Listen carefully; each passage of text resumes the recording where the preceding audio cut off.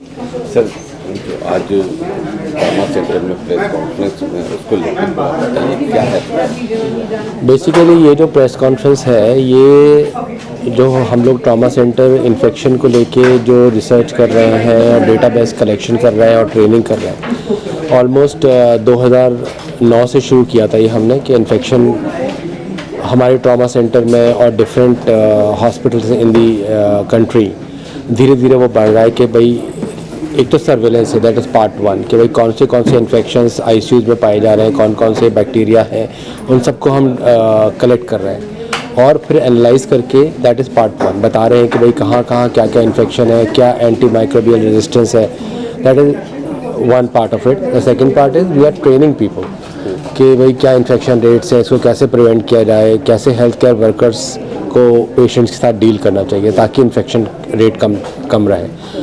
Ultimately objective यही है कि जो इन्फेक्शन है वो कम हो, पेशेंट का आउटकम बेटर रहे। जो एंटी माइक्रोबियल रेजिस्टेंस इतनी प्रेवलेंट हो गई है, यानी कि जो बैक्टीरिया हैं, जो बग्स हैं, वो मोस्ट ऑफ द एंटीबायोटिक्स को रेजिस्टेंट हो चुके हैं, तो उसको कैसे मिनिमाइज़ किया जाए, how to prevent further emergence of resistance to new antibiotics and higher end antibiotics, that is the ultimate M.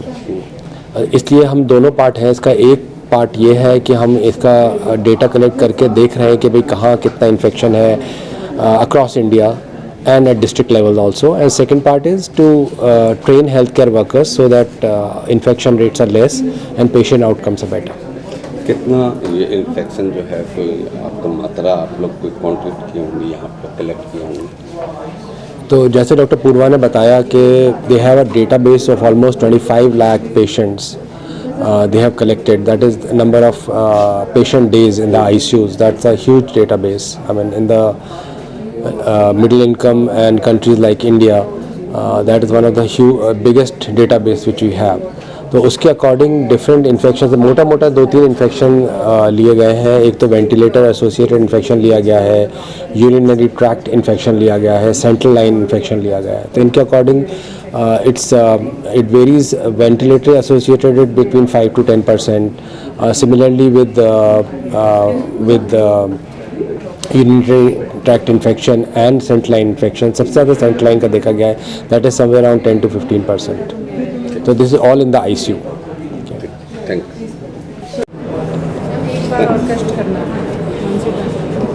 Ma'am क्या कहेंगे आज का जो प्रेस कॉन्फ्रेंस था इन्फेक्शन को लेकर, क्या कहेंगे? तो हमने एक्चुअली एक बहुत बड़ा नेटवर्क इस्टेब्लिश करा है जो आईसीयूज़ में इन्फेक्शन होते हैं। पैन इंडिया एक नेटवर्क हमने इस्टेब्लिश करा है जिसमें 190 से ज़्यादा आईसीयूज़ इन्वॉल्व हैं। सारे आईसीयूज़ को, उनके स्टाफ को हमने ट्रेन करा है पिछले 7-8 सालों में, और सारे आईसीयूज़ एक ही मेथोडोलॉजी यूज़ करके हमारा एक इंडिजिनस हमने सॉफ्टवेयर बनाया है। उसमें हमारा डेटा आ रहा है। इस डेटा को हम एनालाइज कर रहे हैं कि all over India different hospitals का मिला के जो इन्फेक्शंस हैं, जैसे वेंटिलेटर से इन्फेक्शन है, उसको वेंटिलेटर एसोसिएटेड निमोनिया बोलते हैं, ब्लड स्ट्रीम इन्फेक्शन है या यूरिनरी ट्रैक्ट इन्फेक्शन है, तो क्या रेट्स हैं। अभी तक तो ये था कि हमें रेट्स ही नहीं पता थे। अनलेस हमें रेट्स पता हो, हम उसको कैसे बोलेंगे कि हम अगर बोलें कि हमारा इन्फेक्शन कंट्रोल सिस्टम बहुत अच्छा है, नेक्स्ट क्वेश्चन ये आता है कि आपके रेट्स क्या हैं। तो अगर हम रेट्स ही नहीं आइडेंटिफाई कर रहे हैं तो हम ये नहीं बोल सकते ना कि हमारा बहुत अच्छा इन्फेक्शन कंट्रोल सिस्टम है। तो आप कहीं भी हॉस्पिटल में या ग्लोबली किसी भी नेटवर्क में जाएंगे तो सबसे पहला सवाल ये है कि what are the rates of infection. तो इस नेटवर्क के ज़रिए हमें ऑल ओवर इंडिया एक बेसलाइन इन्फेक्शन रेट पता पड़ रहा है कि इंडियन आईसीयूज़ में ये बेसलाइन रेट है जिसको हम बेंचमार्क बोलते हैं। एंड देन जो बाकी आईसीयूज़ धीरे धीरे इन्वॉल्व हो रहे हैं, they will also get an idea कि एक सिस्टमैटिक सर्विलेंस कैसे करते हैं। दिल्ली में कौन से ऐसे हॉस्पिटल नहीं, आईसीयू में ऐसा कोई आईसीयू दुनिया में नहीं जहाँ इन्फेक्शन नहीं है। तो दिल्ली हो या कहीं हो, हर आईसीयू दुनिया का ऐसा है जो इन्फेक्शन प्रोन है। बिकॉज आईसीयू में जो पेशेंट्स हैं वो इतने वल्नरेबल हैं, उनको हर तरफ से ट्यूब डली है, डिवाइस है।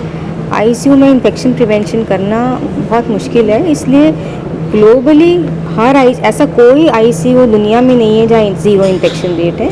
तो दिल्ली के भी कई हॉस्पिटल्स हैं जो इस नेटवर्क के पार्ट हैं, और दिल्ली के आईसीयूज़ के rate compare to other ICUs almost same. तो इसलिए हम इसको इंडियन नेशनल सर्विलेंस सिस्टम बोल रहे हैं। ये नहीं है कि दिल्ली में ज़्यादा है या वो मुंबई में ज़्यादा है, वो हम बाद में देखेंगे जब हमारा प्रॉपर एक ग्रैनुलर डेटा आएगा। बट अभी के लिए ये जो एफर्ट हुआ है ये कि नेशनल लेवल पे इतना बड़ा सर्विलेंस नेटवर्क इस्टेब्लिश करना एक बहुत बड़ा अचीवमेंट है। कौन सा इन्फेक्शन ज़्यादा निकल के आया इसमें? हमारा ब्लड स्ट्रीम इन्फेक्शन ज़्यादा निकल के आया है। यूरिनरी ट्रैक्ट इन्फेक्शन कम उससे कम है, मतलब रेट्स आर कंपेरेबल, बट हमने देखा है कि ब्लड स्ट्रीम इन्फेक्शन जिसको हम सेप्सिस कहते हैं वो ज़्यादा है। तो इसके क्या मायने निकाले गए? उसके मायने ये है कि एक तो सेप्सिस जो है बहुत रीज़न से हो सकता है कि पेशेंट सपोजिंग पेशेंट को कीमोथेरेपी हुई है या उसकी सर्जरी हुई है, पेशेंट बहुत सिक है, तो बैक्टीरिया जो है कहीं से भी अंदर घुस सकता है।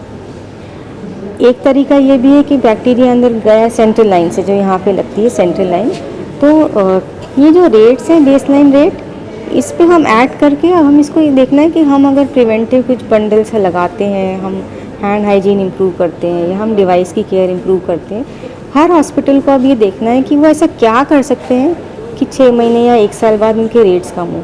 तो ऐसा नहीं है कि ये रेट्स कोई एक तरह से बहुत लैंडमार्क कुछ हुआ है। इस नेटवर्क से हमें ये देखना है कि आज की डेट में ये रेट्स हैं, हमें क्या करना है कि हमें रेट्स को कम करें, और कुछ क्या ऐड करना है कि और कम हो। मैम अभी क्या मानक है देश में, कितना मैक्सिमम आप मान के चलते हैं कि होना चाहिए? नहीं, ऐसा नहीं होता कि मैक्सिमम क्या है। हम इसको कहते हैं टेम्पोरल ट्रेंड, कि सपोजिंग आज एक हॉस्पिटल का रेट 7 है, तो वो कुछ इसमें इसको हम कहते हैं प्रिवेंटिव प्रोटोकॉल्स, कि वो कुछ इसके प्रिवेंटिव प्रोटोकॉल्स लगाएं, अपने खुद का एक टारगेट रखें कि मुझे ये रेट 7 से 2 लाना है, एंड देन यू सी कि विद इन 6 मंथ्स आपका रेट कितना आया। जनरली एक बेंचमार्किंग बन जाती है कि ज़ीरो तो कहीं नहीं होता, इट्स वेरी डिफ़िकल्ट कि किसी पेशेंट को कोई इन्फेक्शन नहीं होगा, ये हो ही नहीं सकता। लेकिन हर हॉस्पिटल को अपने इंटरनल एक बेंचमार्किंग करके टारगेट्स बनाने होते हैं कि हमको कितने महीने में कहाँ तक पहुँचना है, उसके लिए हमें क्या करना है।